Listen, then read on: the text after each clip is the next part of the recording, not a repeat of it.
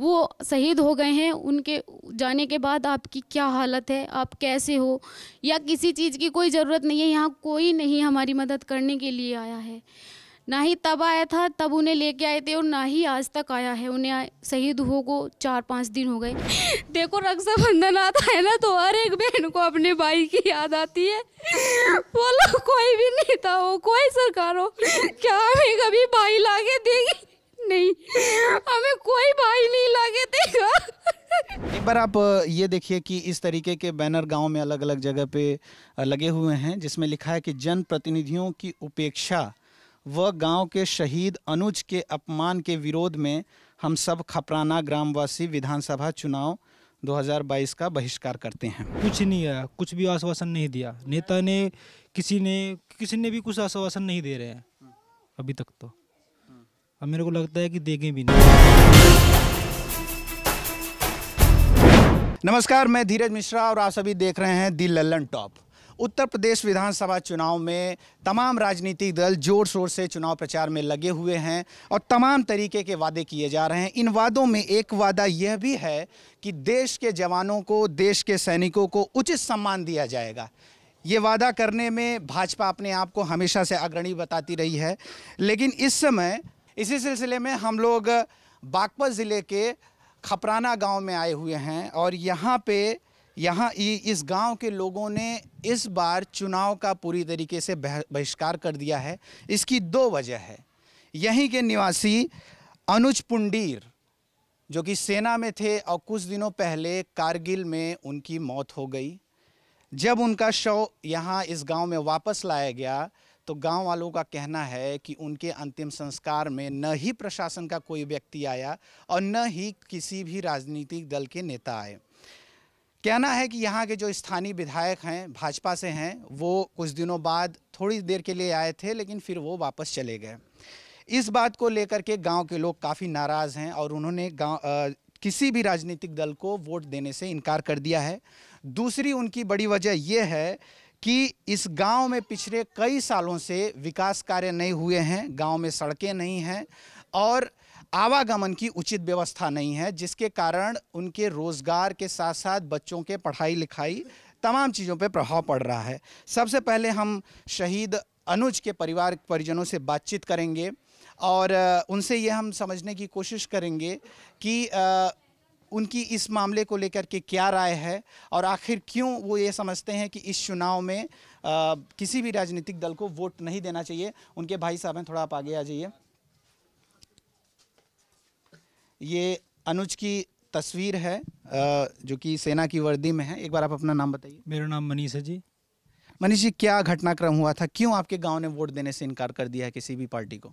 देखिए जी, हमारे यहाँ जब मेरे भाई को इधर गांव में लेकर आए तो ना तो कोई पुलिस प्रशासन, ना डीएम, ना एसडीएम, ना कोई नेता उनके दुख बांटने के लिए हमारे परिवार का कोई नहीं आया है। और इसलिए पूरे गांव ने एक ही वजह बताई है कि वोट बहिष्कार कर दिया विधानसभा चुनाव का। अब के किसी को वोट नहीं देंगे, किसी पार्टी को भी। तो इसलिए पूरे गांव ने निर्णय लिया है इस बात का। ये बताइए कि कब, थोड़ा अनुज पुंडीर के बारे में बताइए, कब उनकी नौकरी लगी थी और कहाँ पे उन्होंने काम किया और उनके परिवार में कितने लोग हैं? हमारे परिवार में जी 3 सिस्टर हैं और एक मैं हूँ और एक सिस्टर की शादी नहीं हो रही है, 2 की शादी हो रही है और उनका एक बच्चा है 2 साल का। उनकी जॉब 2015 में लगी थी। वे कुछ समय जम्मू में रहे, कुछ समय लखनऊ रहे थे और कुछ समय आसाम में भी रहे थे वे। तो अब 1 साल से वे कारगिल के द्रास सेक्टर में थे। 72,000 फीट ऊपर थे। तो दिसंबर में छुट्टी काट के भी गए थे और जनवरी की 6 तारीख को उनके साथ ये हादसा हुआ, बर्फ़ में दब गए। फिर उनको इधर कमांड हॉस्पिटल में लाया गया। लाने के बाद 23 तारीख को ये शहीद हो गए। 2015 में पोस्टिंग हुई थी? हाँ, 2015 में वे भर्ती हुए थे। अच्छा। एक बार आप ये देखिए कि इस तरीके के बैनर गांव में अलग अलग जगह पे लगे हुए हैं, जिसमें लिखा है कि जनप्रतिनिधियों की उपेक्षा व गांव के शहीद अनुज के अपमान के विरोध में हम सब खपराना ग्रामवासी विधानसभा चुनाव 2022 का बहिष्कार करते हैं। तमाम नेता ये दावा करते हैं जब चुनाव नज़दीक आ जाता है तो ये कहते हैं कि ये एक पर्व है और इसमें हम सभी को वोट डालना चाहिए। लेकिन खपराना गांव के लोगों का ये कहना है कि हम इस बार वोट क्यों डालें जब पिछले कई सालों से हम वोट डालते आए और गांव में कोई विकास कार्य नहीं हुआ। एक बार आप थोड़ा हमारे दर्शकों को समझाइए कि आपके गांव की हालत क्या है और क्यों आपका ये कहना है कि इस बार आप विकास कार्य नहीं होने के चलते वोट नहीं डालेंगे। देखिए, हमारे गांव में बहुत बुरी स्थिति है फ़िलहाल। स्थिति इतनी ख़राब है कि अगर हमको बरनावा जाना के लिए 1 घंटा लगता है, अगर सभी सुविधा मिल जाए तो 5 मिनट। तो ये स्थिति ख़राब की वजह तो है, जो 1 घंटे में जा रहे हैं हम 5 मिनट में जा सकते हैं। कोई बस नहीं जा सकती, बड़ी गाड़ी नहीं निकल सकती, कोई भी मतलब कि सुविधा ही नहीं है इस गांव में। इतनी बुरी स्थिति है। अच्छा, ये बताइए, अभी आपने बताया कि इनकी अनुज की पत्नी जो हैं वो और आपकी माँ योगी आदित्यनाथ जो मुख्यमंत्री उनसे मुलाकात करने गई हैं, उनका कहीं पास में ही कार्यक्रम है। तो क्या अभी तक प्रशासन या सरकार के किसी भी नेता की तरफ से कुछ ऐसा आया कि मुआवजा वगैरह दिया जाएगा शहीद को? कुछ नहीं आया, कुछ भी आश्वासन नहीं दिया नेता ने, किसी ने भी कुछ आश्वासन नहीं दे रहे हैं अभी तक। तो अब मेरे को लगता है कि देंगे भी नहीं शायद। ऐसा क्यों सोचते हैं आप? सोचते रहे, काफ़ी दिन हो गए हैं।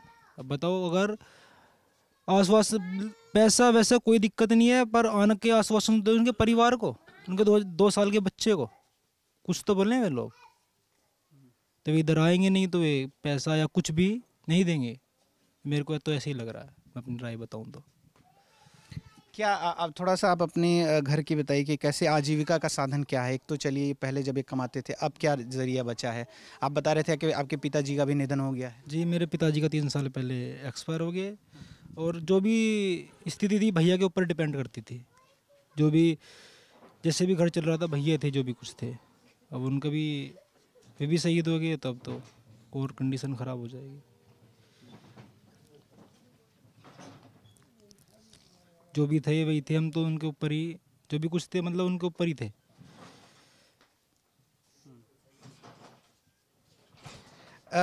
आप एक बार अपना, आप इधर आ जाइए थोड़ा सा। हाँ, एक बार आप अपना नाम बताइए। तो मेरा नाम रणवीर सिंह है। रणवीर जी, नहीं बैठे रहिए, कोई दिक्कत नहीं है। क्या बता रहे थे कि गांव की स्थिति के बारे में जो अभी हम लोग बातचीत कर रहे थे? जी, सबसे पहली तो जी यहाँ पर रास्तों की बहुत बड़ी दिक्कत है। ना ही कोई बड़े आदमी, जैसे बच्चे कुछ पढ़ भी लिए हैं तो उनके लिए कोई बाहर रोजगार के लिए चले जाए तो रास्तों की सबसे बड़ी दिक्कत है। एक पुल बनना था, उस पर कार्रवाई चली लेकिन किसी ने कोई ध्यान नहीं दिया। सबसे बड़ी बात है, हमारे कॉलेज में 3000 बच्चों का एडमिशन है। चारों तरफ से 6-7 गांव के बच्चे आते हैं, लेकिन आने जाने की सुविधा न होने के कारण बच्चे पैदल आते हैं, क्योंकि रास्ता अगर आप देखेंगे तो 1.5 फीट खड्डे हैं। खड़ोंजा है अब तक भी, जो ऑन रोड हैं वे खड़ोंजा इंटर कॉलेज तक आने के लिए। और जब तक बताओ पुल नहीं बनेगा तो हमारे गांव से अगर हमें पुल क्रॉस करके मेरठ जाना पड़े तो हमें 20 किलोमीटर का चक्कर काट कर जाना पड़ता है हमारी बस को। उसी के आजीविका में ट्रांसपोर्ट हमारी 5 से 7 हज़ार रुपये बढ़ जाती है। बस भी आएगी तो हमारी घूम के मुलसम से होकर ऐसे बरनाए से होकर जब जाएगी, ना कि हमारी सीधी आ जाए, तो हमारा ट्रांसपोर्ट महंगा हो जाता है। सबसे बड़ी बात है कि रोज़गार इसीलिए नहीं है जब कोई आने जाने का साधन नहीं है। बच्चे अगर कहीं करने भी चाहे, लड़के हैं और इंटर के बाद बच्चा पढ़ नहीं पाता। जब साधन नहीं है, ट्रांसपोर्ट होता तो बच्चा आता जाता। मेरठ के लिए जाना पड़ता है क्योंकि हमारे यहाँ से आसपास से यूनिवर्सिटी है नहीं है कोई। तो ये सिस्टम सबसे बड़ा मुद्दा है हमारे यहाँ कि ना ही आज तक किसी ने एक भी इंटरलॉक गांव के अंदर किसी भी उससे लगा कि भाई हमारे उससे लग रहा है। जिला पंचायत, जिला अध्यक्ष हो लिए सब हैं, विधायक हैं, सांसद हैं, किसी ने आज तक कुछ नहीं करा। किसी ने करा है तो आके कहे कि मैंने करा रखा। ये अस्पताल का आप बात कर रहे थे कि यहाँ के अस्पताल की क्या स्थिति है जो गांव में बना हुआ है? अस्पताल जी अब से भी 10 साल पहले बना था, लेकिन आज तक ना ही तो इसमें कोई डॉक्टर बैठा, और अब ये खंडर घोषित कर दिया सरकार ने। और गांव में सबसे बड़ी दिक्कत है अभी कोई 15-17 दिन पहले हमारा एक औरत को हार्ट अटैक आया। उसे साधन ना होने की वजह से वो रास्ते में ले जाने की वजह से प्राण छोड़ गई, उसकी मृत्यु होगी। तो रास्ता और ना ही कोई डॉक्टर तक भाई कोई डॉक्टरी सुविधा हो सरकारी भाई चलो भाई यहाँ दिखा दें वो रोकथाम कर दे फिर आगे ले जा, लेकिन ऐसा कुछ नहीं। सबसे बड़ा दुख हमें और कुछ नहीं, ये है कि रास्ते भी अगर सही तरीके से तो बच्चा बाहर आने जाने लगे, लेकिन हमारे रास्ते पर सब जगह सड़कों का नवीनीकरण हो चुका, लेकिन हमारे यहाँ कोई नहीं आया। अब तक भी कोई ऐसा कार्य नहीं हुआ जिससे कि लोगों को संतुष्टि हो जाए कि हमारे यहाँ भी कुछ काम हुआ है। अच्छा ये बताइए कि यहाँ पे जो विधायक हैं वो भाजपा के हैं, क्या नाम है उनका? सहेंद्र सिंह रमाला। ये परिवार एलडी में थे? हाँ जी हाँ। अच्छा ये बताइए कि जैसे भाजपा का आप देखते होंगे कि उनका ये क्लेम हमेशा से रहता है कि सैनिकों का असली सम्मान हम ही करते हैं। तमाम जो पार्टियां पिछले रही हैं वो उतना सम्मान नहीं दे पाई सैनिकों का जितना उन्होंने दिया, ये ऐसा उनका क्लेम है। अब आपके ही बीच के जो थे अनुज जी, उनका निधन हो गया और कोई भी राजनीतिक दल नहीं है, तो आप इसको किस तरीके से देखते हैं? देखिए, योगी आदित्यनाथ की सरकार सभी के लिए अच्छी है और हमारे लिए भी अच्छी है। हम उनका बड़ा सम्मान करते हैं और आजीवन करते रहेंगे, लेकिन हमारी बात उन तक पहुंचाने के लिए हमारे पास कोई जरिया नहीं है।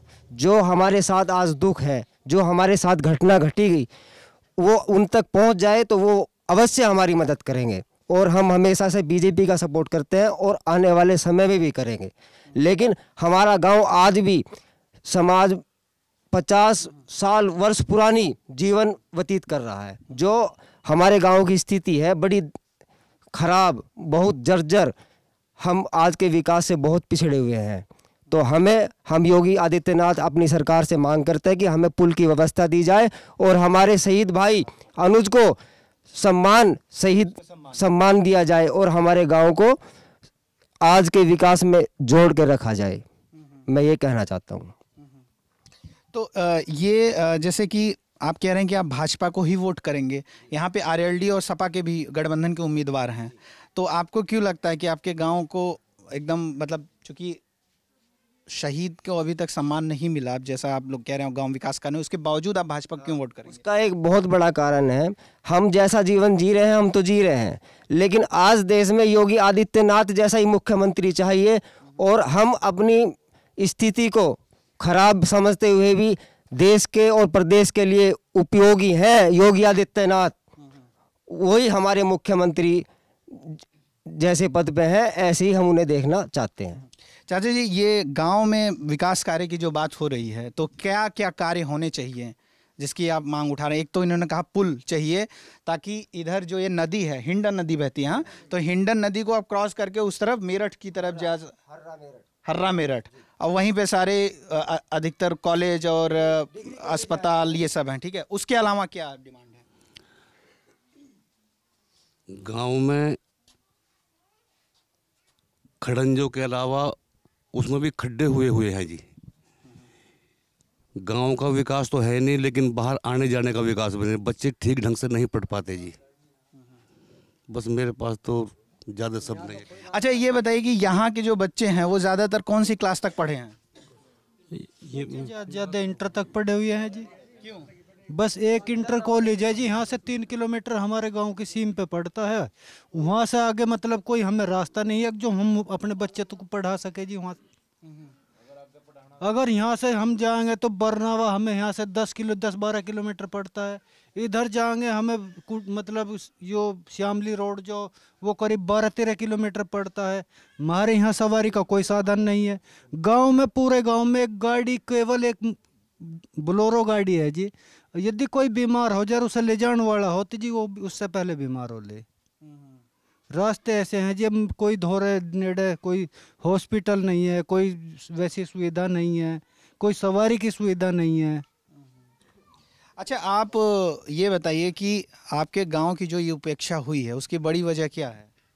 इस तरीके से जो नज़रअंदाज किया गया है आपके गांव को, तो आप क्या वजह बता रहे थे? वो जो है जी, हम बता रहे, हमारे गांव ने जो बहिष्कार करने का निर्णय लिया वो इसी वजह से लिया कि हमारा जो अनुज था, भाई था, उसके शहीद होने का इतना अपमान हुआ कि दूसरे गांव में घुमा के लेकर आना पड़ा। तो इसे बेइज्जती महसूस करने के बाद में हमने तो यही सोचा कि आज भी हम ऐसे ही हैं, कल भी ऐसे ही हैं, तो हम इसीलिए बहिष्कार करेंगे। पूरे गांव ने निर्णय यही लिया कि वोट दे दी हमने, कोई वोट लेने के बाद में कोई आता नहीं, जब हमारा लड़का शहीद हो गया उस पर तक नहीं आने की कोशिश कर रहा, तो फिर हम वोट किसी को क्यों दें?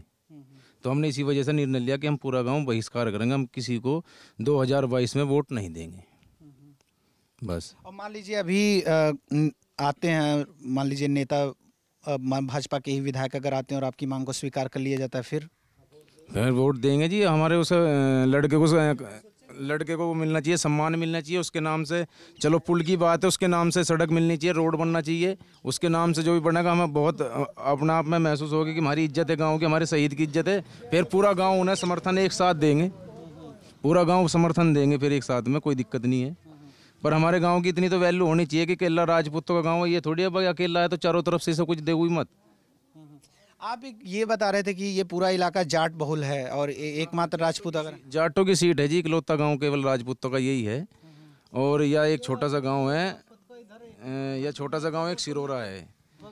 तो ये है, अगर यहाँ से हमें कोई थोड़ा सा सहारा मिल जाए किसी रोड का या किसी चीज़ का, तो हमारे से यहाँ से केवल 3 किलोमीटर दूरी पे ये मान के चलो जिला मेरठ है। जिला मेरठ 3 किलोमीटर दूरी पे है। और अगर हमें ये सड़क की योजना मिल जाए, हमें रास्ता मिल जाए, पुल मिल जाए, तो फिर हमें कोई दिक्कत नहीं है। और हमारे जो बच्चे हैं यहाँ बस ये मान के चलो 12वीं तक पढ़ के अपने घर बैठ जाते हैं, खेती करनी पड़ती है, मजबूरी है। बाहर इतना किसी का जरिया नहीं कि बाहर कमरा लेके मकान लेके वहाँ उसको पढ़ाएं लिखाएं मेरठ में। तो इसी वजह से बच्चे ज़्यादा अनपढ़ इस वजह से रह जाते हैं हमारे गाँव का, जो ये स्थिति है। और अगर ये सड़क बन जाएगी तो बच्चा सुबह अपना काम भी करेगा, स्कूल का भी करेगा, घर का भी करेगा, और अपना सवारी से जाकर कॉलेज भी जाएगा, शाम को फिर अपने घर पर आएगा। तो इसी वजह से हमारा गांव बहुत पीछे है। और अगर ये पुल बन जाए तो ये 20-25 गांव भी हमारे साथ में जुड़ जाएंगे, तो सबके बच्चे सही तरीके से मेरठ में जाने के लिए तैयार होकर अपना पढ़ लिख कर अपने मौजूदगी पे हासिल कर लेंगे। आप क्या बोल रहे थे? मैं इस वजह से इस बात ये बता रहा था जी, हमारा गांव यहाँ से इस करीब 200 मीटर बगल हिंडन नदी बहती है, तो जिला बागपत का लास्ट गांव है जी हमारा।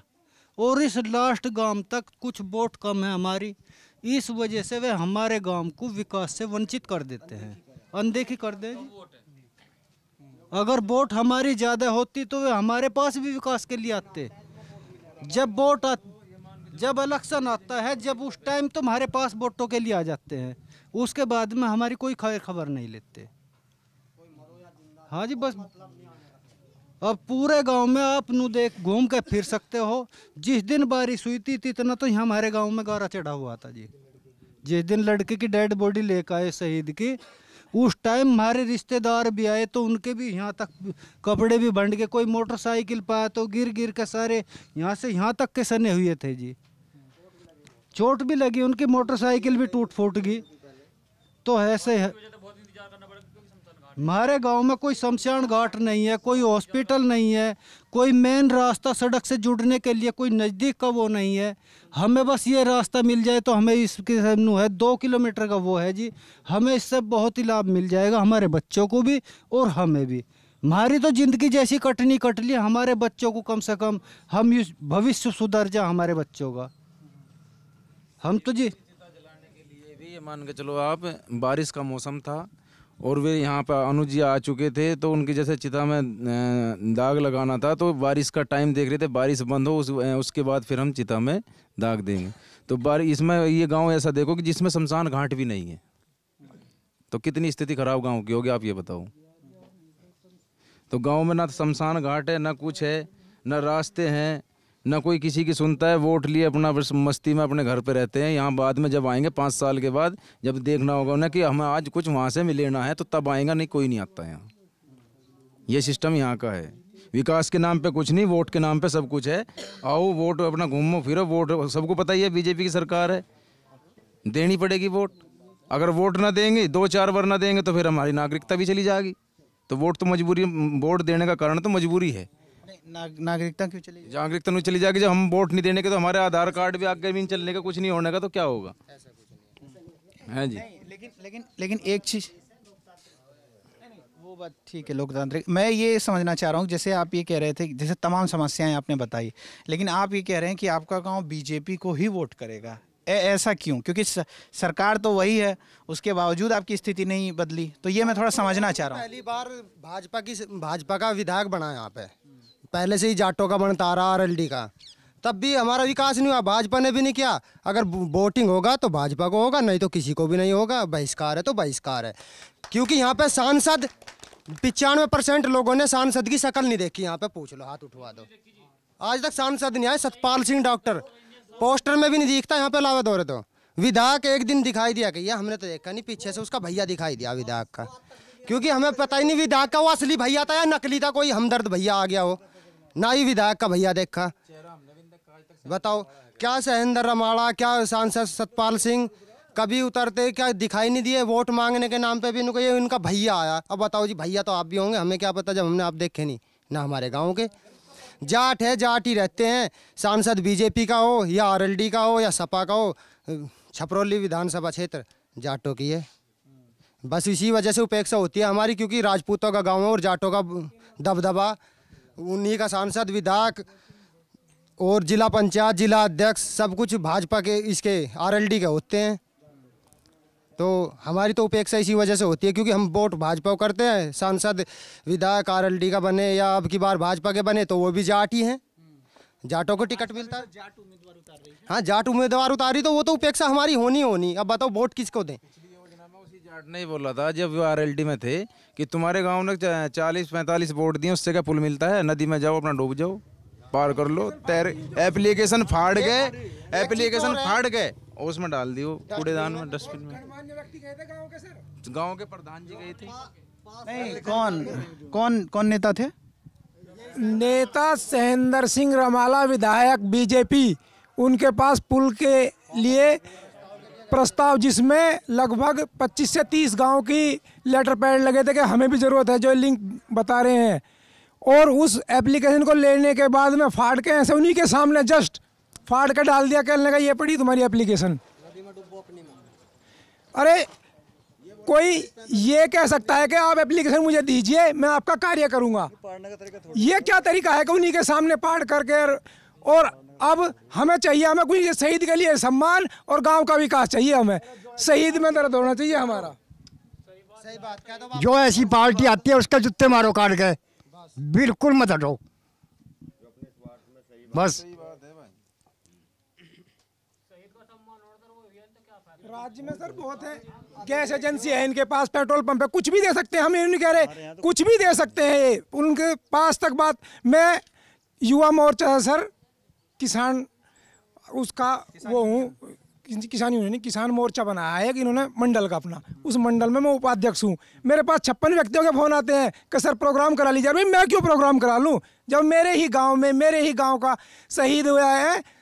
फेसबुक, ट्विटर पर तो सर प्रधानमंत्री जो बड़े बड़े गण्यमान्य व्यक्ति वे भी पढ़ते हैं, सबको पता है, लेकिन कोई आने को तैयार नहीं। अरे हम उनसे क्या ले रहे हैं? हम चाह रहे हैं शहीद का दर्जा मिले और गाँव में विकास हो। नहीं तो वोट चाहे बीजेपी हो चाहे यहाँ विकास के लिए वोट था सर। जब विकास और हमारा सम्मान ही नहीं रहेगा तो हम किस लिए वोट करें? नहीं, जब डीएम चला था, डीएम चला तो फ़ोन करा उनसे, फौजियों ने डीएम को फ़ोन करा तो वे डीएम और अध्यक्ष या ये जो विधायक, इनको फ़ोन नहीं आया होगा उनका, भाई वे शहीद होया जो गांव में जा रहा है, ये हमें भी जाना चाहिए या देखना चाहिए उनको। तो उनमें से कोई नहीं आया। तो फिर उनकी बाट भी देखी, ना यहाँ से क्या तहसीलदार है, ना डीएम है, ना एसडीएम है, ना जो क्या नाम है इसका वो विधायक, कोई नहीं यहाँ से क्या आया, ना प्रमुख आया, ना कोई नहीं। सिर्फ जनप्रतिनिधि किसके लिए है सर? हमने ही तो इन्हें चुना। अरे हमारी ये दुख दर्द में सुनते नहीं। आप जहाँ से आए हो कोई एक बोर्ड बता दीजिए यहाँ तक, हमारे इस क्षेत्र में, हमारे इस गांव में, या विधायक का या जनप्रतिनिधि का कोई कभी कोई कुछ चीज़ दे दिया छोटा मोटा। ये गांव तो ऐसा है, कोई 2 नल भी लगा देता है। हाँ, अब तो पेयजल व्यवस्था से टंकी लग गई तो पानी की बहुत बड़ी समस्या थी, वो खत्म हो चुकी। लेकिन ये गांव तो इतना वो है, अगर कोई 2 नल भी दे देता उसकी भी बहुत बड़ी, भाई हमारे गांव के लिए इसने कुछ किया। लेकिन जब कोई आके ही नहीं झांकता है, और आप सर उनकी पत्नी से भी ज़रूर मिलिएगा, उनका दर्द आप समझिए कि एक शहीद की पत्नी का वास्तविक दर्द क्या होता है। उनकी माताजी से मिलिए, उनसे पूछिए कि उनका दर्द क्या होता है। उनके जो परिवार में कोई नहीं है, क्योंकि पिताजी उनके एक्सपायर हैं, बड़ा भाई जिस पर जो रीढ़ की हड्डी होती है सर, उस पर पूरा स्ट्रक्चर टिका होता है शरीर का, अगर वो टूट जाए तो शरीर धड़ाम से नीचे गिर जाएगा। इस परिवार की स्थिति आज वास्तविकता ये है कि ये परिवार अब एकदम से डाउन में चला गया। हम ये चाहते हैं राज्य सरकार से, जनप्रतिनिधि से, सांसद से कुछ ना कुछ इनके लिए जो भी संभव मदद हो वो हो और इसे शहीद का दर्जा मिले। देखिए, जब भी लोकतंत्र की बात होती है तो नेता लोग कहते हैं जनता जनार्दन है, जनता सर्वोपरि है, लेकिन जब आप उन्हीं जनता से मिलने आते हैं तो आपको तमाम कहानियां इन नेताओं की पता चलती है कि कैसे वोट लेने के वक्त, चुनाव के वक्त वो गांव-गांव टहलते हैं और जब वोट जब जीत जाते हैं, सत्ता में पहुंच जाते हैं तो फिर उनको नज़रअंदाज कर दिया जाता है। हम ज़रा अनुज के परिवार के कुछ और लोगों से बातचीत करेंगे और थोड़ा उनकी भावनाओं को समझने की कोशिश करेंगे। उनकी पत्नी है या नहीं है? बाहर गई हुई हैं। अच्छा, तो आपका नाम? मेरा नाम अर्चना है, मैं उनकी बड़ी सिस्टर हूँ। हाँ जी, उनके अंतिम टाइम पे भी कोई उन्हें सम्मान देने के लिए यहाँ पे कोई नहीं आया। उनके घर में उनसे पहले पापा का साया था सिर पे, उनके पापा एक्सपायर हो गए, तो छोटा भाई है, छोटी बहन है, 2 साल का बच्चा है, बूढ़ी माँ है उनकी। उनके सर पर, उन लोगों के सर पर साया एक उन्हीं का था। उनके बाद अब ये देखें सभी सरकार लोग भी कि उनके सर पर जब उनका साया था तो छोटी बहन है, छोटा भैया है, उनकी धर्म पत्नी है, 2 साल का बच्चा है। थोड़ा उनके बारे में भी सोचें कुछ। बहन की शादी नहीं हुई? बहन की शादी नहीं है, ये है कुंवारी बहन उनकी, और भाई भी छोटा है, जो भाई उन लोगों के पूरी फैमिली में उन्हीं का ही सहारा था उन्हें। अनुज एकमात्र एक तरीके से घर की आजीविका चलाने की, उनके जो घर चलाने वाला एक अनुज ही था, उनका जो सहारा था सर पर अनुज ही था उनके लिए। और अनुज भी ऐसे हो गए तो उन लोगों का बेचारों का क्या होगा। इसलिए हाथ जोड़कर विनती है सरकार उनके बारे में थोड़ा सोचे। छोटी बहन है, 2 साल का बच्चा है उनका, उनकी बीवी है, उनकी माँ भी हैं, उनका छोटा भाई है, भाई भी छोटा है, उसकी उम्र भी 19 ही साल है अभी, और छोटी बहन है वो भी कुंवारी है घर पे। उनके घर की स्थिति तो आप आए हुए हैं तो देख ही रहे होंगे क्या है। ये है उनकी बहन भी छोटी। मैं अनुज की छोटी सिस्टर हूँ। मैं चाहती हूँ कि सरकार हमारी स्थिति देखे। हमारे पापा 3 साल पहले एक्सपायर हो गए थे। वो जो मेरा भाई था वही हमारी घर की आजीविका चला रहा था, और जो अब हमारे सर पे उन्हीं का साया था वही शहीद हो गए हैं। तो हमारे घर की कंडीशन बहुत ही ख़राब हो चुकी है। मैं सरकार से चाहती हूँ कि मेरे भाई को शहीद गेट मिले। यही मेरी सरकार से अपील है कि उन्हें अमर कर दिया जाए, जो कभी युगों युगों आने वाली पीढ़ी उन्हें कभी ना भूले। मेरी सरकार से वही यही गुजारिश है कि मेरे भाई को शहीद गेट दिया जाए और उनका पूरी अच्छी तरीके से सम्मान किया जाए। ना ही तो कोई नेता उन्हें सम्मान देने आए हैं, ना पुलिस प्रशासन उन्हें सम्मान देने के लिए यहाँ आए हैं, ना ही किसी ने हमारे घर में आके ये पूछा है कि वो आपकी आजीविका चला रहे थे, वो शहीद हो गए हैं, उनके जाने के बाद आपकी क्या हालत है, आप कैसे हो, या किसी चीज़ की कोई ज़रूरत नहीं है। यहाँ कोई नहीं हमारी मदद करने के लिए आया है। ना ही तब आया था, तब उन्हें लेके आए थे, और ना ही आज तक आया है। उन्हें शहीद हो को 4-5 दिन हो गए, अब तक कोई हमारी हेल्प के लिए यहाँ नहीं आया है। मैं सरकार से अपील करती हूँ कि हमारी मदद करे और मेरे भाई को शहीद गेट दी। थोड़ा सा हम अनुज के बारे में आपसे समझना चाहेंगे। आपने इतने अच्छे से उनकी व्याख्या की, थोड़ा अगर हमारे दर्शकों का समझा पाएँ कि उनका व्यक्तित्व कैसा था, वो कैसे आपके उनके बीच किस तरीके से। उनके और हमारे बीच बहुत ही प्यार भरे संबंध थे, जो आज भी हम उन्हें याद कर करके बहुत ज़्यादा परेशान होते हैं। देखो, रक्षाबंधन आता है ना तो हर एक बहन को अपने भाई की याद आती है। बोलो कोई भी नेता हो, कोई सरकार हो, क्या हमें कभी भाई लाके देगी? नहीं, हमें कोई भाई नहीं लाके देगा। इसलिए मैं सरकार से अपील करती हूँ, मेरे भाई को शहीद गेट दे और उसे अमर कर दे। और उनकी पत्नी, उनका एक छोटा बेटा है जो भी 2 साल का है, उसे तो ये भी नहीं पता उसके सर से उसके बाप का साया उठ गया है। अभी वो कुछ नहीं जानता। सोचो, जब ये जानेगा कि उसका बाप शहीद हो गया, उस पर कितना जोर पड़ेगा। कहाँ से हम उसको पापा का साया देंगे? कैसे उसको पढ़ाएंगे? कैसे उसको लिखाएंगे? कहाँ से लाएंगे हम उसके लिए खर्चा? कौन करेगा हमारी मदद? मैं सरकार से अपील करती हूँ कि हमारी मदद करे और मेरे भाई को शहीद गेट दे।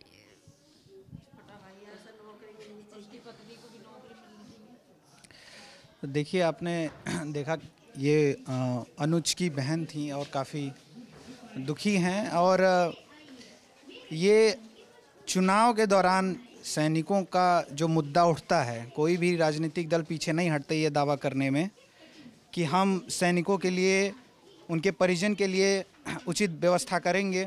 और बॉर्डर पे जो सैनिक होते हैं उनके नाम पे खूब राजनीति की जाती है और उनके नाम पे देश की सुरक्षा को बनाए, लेकिन जो एक्चुअल में जो वहाँ उस जगह पे खड़े हैं सर्दी में और इतनी भयावह ठंड में, तो ये हमें समझना पड़ेगा कि उनके परिवार के लोग किस पीड़ा से, किस तकलीफ़ से गुज़रते हैं।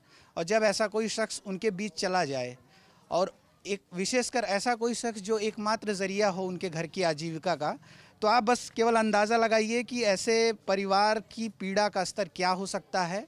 उनकी सामान्य सी मांग है कि उनको शहीद का दर्जा दिया जाए और कम से कम परिजन के लिए, उनके परिवार के लोगों के आजीविका वो आगे कुछ कर पाएँ, उनका जीवन अच्छे से चल पाए, उसकी व्यवस्था की जाए। बहरहाल हम थोड़ा सा गांव की जो समस्या है उस पर एक चित और आगे बढ़ाएंगे और हम चल के वो उस जगह को देखेंगे जिस जगह पे पुल बनाने की मांग कर रहे हैं लोग। हमारे साथ जी आइए, साथ में हमारे थोड़ा चलिए और इसको हम कंटिन्यू करते हैं। हमने अपने गांव में साथ ही साथ धीरे धीरे हमने अपने गांव में से कुछ लोगों ने चंदा इकट्ठा करके उसमें बड़े बड़े पाइप वगैरह नदी में डाल ले, उस पर निकलने की व्यवस्था की। अभी कुछ समय पहले थोड़ा पानी ज़्यादा आने के कारण वो भी बह गया। तो हमारी सरकार से यही प्रार्थना है कि हमारा पुल बनाया जाए और हमारी मदद की जाए, हमारे गांव में विकास किया जाए। लेकिन एक चीज़ मैं ये आपसे जानना चाह रहा हूँ कि जैसे आपने पुल की बात की, सड़क की बात की, लेकिन सरकार की और जो योजना है, जैसे मान लीजिए आवास योजना है, कुछ नहीं हमारे सिलेंडर वाली योजना है, शौचालय वाली योजना है, उसमें से क्या योजना कुछ तो आपको मिला होगा? शौचालय हमारे गांव में बन चुके, लेकिन आवास योजना से हम अभी तक वंचित हैं। हमें आवास योजना का कोई लाभ नहीं मिला। ऐसे बहुत परिवार हैं जिनके पास कच्चे घर, 80% लोग कच्चे घरों में आज भी रहते हैं, जिनकी छत बारिश पड़ी अभी 4-5 दिन, कोई जगह ऐसी नहीं थी उसमें बैठ जाएं, बारिश में भीग के अपना जीवन व्यतीत करते हैं। तो पेयजल की क्या व्यवस्था? अच्छा, एक आप ये देख लीजिए कि ये इनका रास्ता है, गाड़ी आने की कोई सुविधा नहीं है। ये गाड़ी किसी की आ रही है, ये बीच में रुक गए हैं, ये आगे कैसे बढ़ेंगे पता नहीं, लेकिन ये है व्यवस्था यहाँ पे। ये अब हम लोग धीरे धीरे उस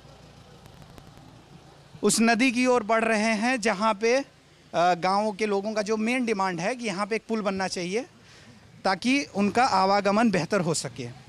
हम लोग अब बस उस नदी के पास पहुँचने वाले हैं जहाँ पे गांव के लोग पुल बनाने की मांग कर रहे हैं और हमारे साथ कई सारे स्टूडेंट भी अभी जुड़ गए हैं जो किसी गांव के लोग हैं।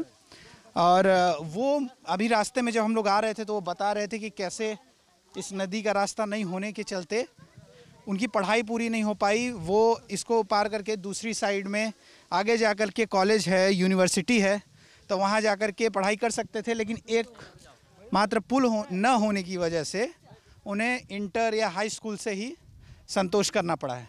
तो ये देखिए, ये है नदी, ये हिंडन नदी है ना? तो हिंडन नदी है, इसमें ये पुलिया वगैरह डाल दिया गया है। गांव ने चंदा इकट्ठा करके सर ये पुलिया डलवाई थी और ये डलवाने के बाद करीबन 7-8 महीने अपना बच्चों ने कोचिंग के लिए सही जाते थे। तो जैसे ये थोड़ा बहुत बारिश आई, पानी बढ़ा तो इसके ऊपर से पानी घूम गया सब, तो ये सब बैठ गई हैं। नहीं तो ये कैसे, इस पे कैसे जाते थे? ये तो ऐसे ना, ये सर यहाँ से ऐसे एक बांध टाइप बांध नुमा बना रखा था।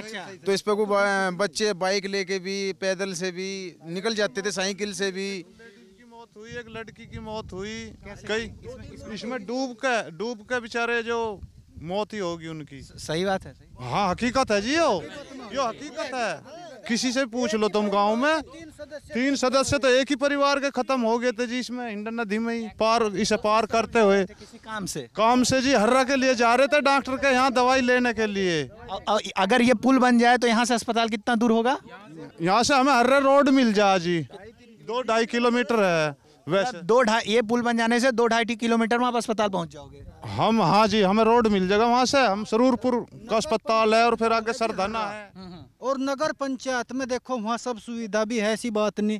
वहाँ से रोड पे मतलब चढ़े पीछे हम मेरठ भी ले जा सकें, सरधने भी ले जा सकें, हम अपने मरीज को वहाँ से कहीं भी ले जा सकें। हमें मेन रोड वहाँ से मिल जाए तो जो हमें बहुत ही अच्छा रहेगा।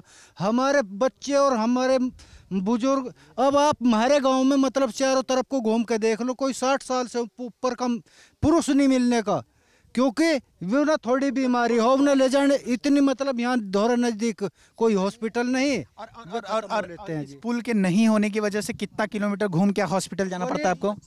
25-30 किलोमीटर जाना है जी। इधर को भी इसी तरीके से, और इधर को भी आप भी आए होगे, आपने भी रास्ता देखा होगा। देखो मैं आपसे मतलब, और ये रास्ता मतलब खुलने से हमें कई गांवों को मतलब एक बहुत बड़ा, हाँ 32 गांवों का लेटर पैड लगे हुए हैं जी। अब उन 32 गांवों के लेटर पैड लगने से 32 गांवों को भी मतलब लाभ पहुंचेगा। आध बीच में कोचिंग रुकी हुई है, पेपर सर पे आ रहे ऊपर से, बच्चे बताओ कैसे पास हो जाएंगे हमारे? ये जो पानी घूम गया तो बच्चे सर्दी में अंदर घुस के जाएंगे तो बीमार पड़ेंगे जल्दी, अस्पताल नहीं है, कुछ सुविधा नहीं है। तो ये पानी घूमने के कारण बच्चों ने अपनी छुट्टी कर दी, भाई हम अभी कोचिंग नहीं करते, सर्दी के बाद देखेंगे जैसा भी कुछ होगा। अच्छा, ये हमारे साथ एक स्टूडेंट हैं, कौन सी क्लास में आप? सर मेरा नाम शुभम कुमार है जी, मैं इंटर 12th पास करने जा रहा हूँ अब की बार। और हमारे लिए कोई ऐसी व्यवस्था नहीं है, सड़क है जो मतलब बहुत ज़्यादा ख़राब है, उसमें सड़क हादसा होते रहते हैं क्योंकि खड्डे होने के कारण। हमें कोई आसपास के कोई बाज़ार वगैरह नहीं है, तो इधर जो है मार्केट हमारी हर्रा है जो आसपास है, हाँ जी, जो नज़दीक पड़ता है, मेरठ ज़िला है। तो हम लोगों को बहुत ज़्यादा तकलीफ़ होती है इधर मार्केट जाने के लिए, आया वैसे भी कोई परेशानी होती है। तो इस तरह हम चाहते हैं कि हमारा ये कार्य अब संपूर्ण हो। और इस तरफ कॉलेज नहीं है? इस तरफ कोई हमारे लिए व्यवस्था नहीं है, कॉलेज वगैरह नहीं है। बड़ौत है वो बहुत ज़्यादा पड़ता है। तो लड़कियां तो और नहीं जा पाती होंगी? लड़कियां तो कोई ऐसी जाती नहीं है, जो लड़के हैं वही थोड़ा घना चले जाते हैं, और लड़की तो इंटर तो होती है या 10वीं से ही बैठ जाते हैं अपने घर, उन्हें कोई व्यवस्था नहीं है।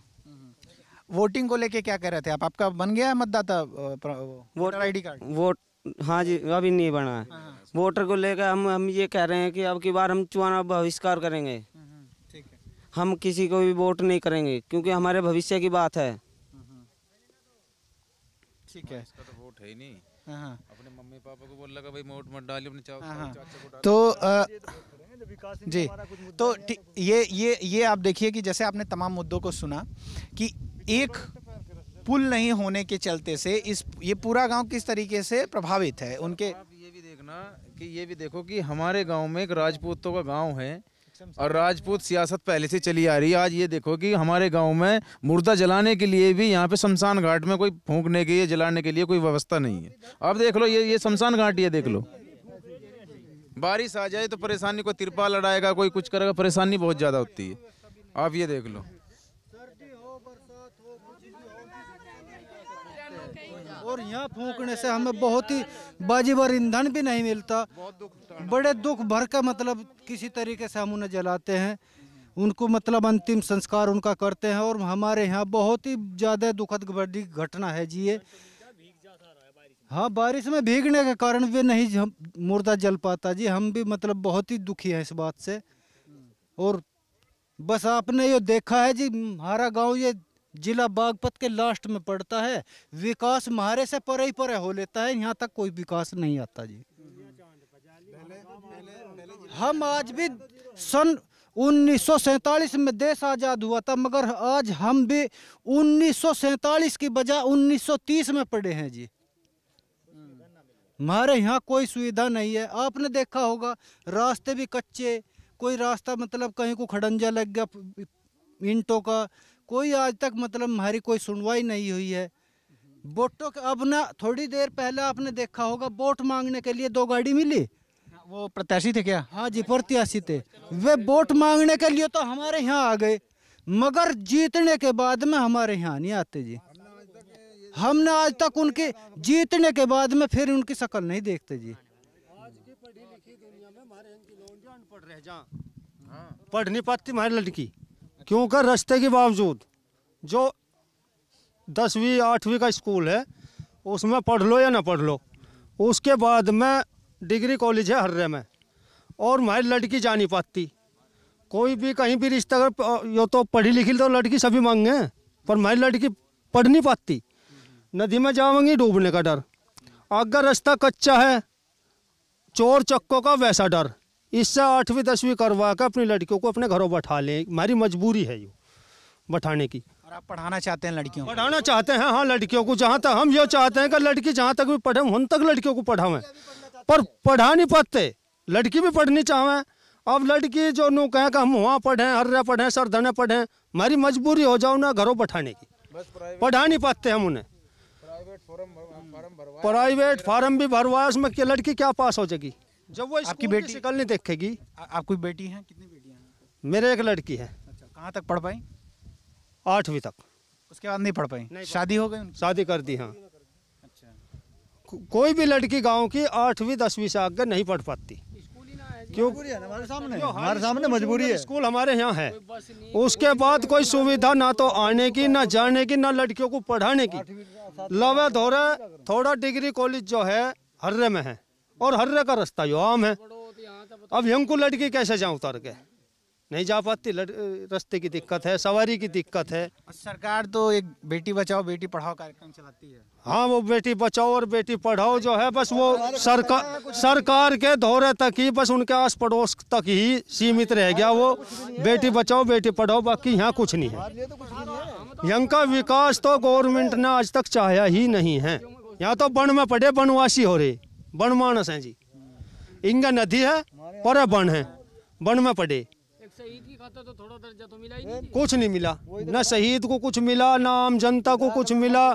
जो भी आओगा नेता जो भी आओगा अपनी जेब भरेगा, अपना लंबा लगेगा, पर ही पर अपना विकास करा जो करा अपने घर में। किसी ने वो गांव गोद ले लिया, किसी ने यो ले लिया, वह खपराना है ना जो किसी की गोद में आवे ना किसी को। इस वजन ज्यादा हो रहा है यहाँ तो आ गई राज्य नहीं कोई, क्यों रेत इतना उड़ा, उनकी डेकोरेशन बिगड़ जाएगी। नेता तो आजकल एक दिन में 4-4 5-5 कपड़े बदल के आते हैं। बच्चे कपड़े तो अब जाई टैची भरो फिरेंगे, क्यों चुनाव का दौर चल रहा, अब तो मिनट पर बदलेंगे वे। हाँ, चुनाव का दौर है, अब तो नजर भी बदल रही है उनकी। अब मीठी सी नजर तो बतलाओगे, फिर एकदम कड़वा जा नजर, एकदम जब चुनाव होगा निबट ले नजर कड़वी हो जा, फिर हम जानते ही नहीं खपराना कहाँ है, कंगे बस है नक्शे तबाह। एक बार आप सब लोग मिलकर विरोध प्रदर्शन करते हैं? हाँ जी, विरोध प्रदर्शन करेंगे, हम बहिष्कार करेंगे इस बात। अब के चुनाव में हम बहिष्कार करेंगे, हम किसी भी पार्टी को वोट नहीं देंगे। पूरे गांव का जी एक बिरादरी का न्यू नहीं कहने का हम वोट गिरेंगे, टोटल कोई बिरादरी सबका न्यू है बहिष्कार, सबकी टाल है। हाँ जी, कोई नहीं गिरे। कौन कौन सी बिरादरी है गाँव में? ठाकुर है, हरिजन है, ब्राह्मण है, चूढ़े भी हैं जी, हाँ वाल्मीकि, हाँ कश्यप हैं, सब है जी, सबकी टाल है। राजपूतों का ब्राह्मण भी हैं और तुम्हारा प्रजापति भी हैं और ये हरिजन भी हैं और वाल्मीकि भी हैं, पाल लोग भी हैं जो गडरिया बोलते हैं जिनको, पाल लोग भी हैं, और हाँ ये भी हैं। और इसके बाद मतलब ये है कि हिंदू गांव है, ठाकुरों का हिंदू गांव है, और कोई मोमडन नहीं है यहाँ पे, जाट नहीं है यहाँ पे, गुज्जर नहीं है यहाँ पे, और कोई नहीं है। तो ये सारी समस्याएं आपने देखा कि ये बागपत ज़िले का खपराना गांव की स्थिति है, और एक पुलिया न होने के चलते यहाँ के लोगों को पढ़ाई लिखाई रोज़गार और यहाँ तक कि अंतिम समय में अंतिम संस्कार की भी दिक्कत आ रही है।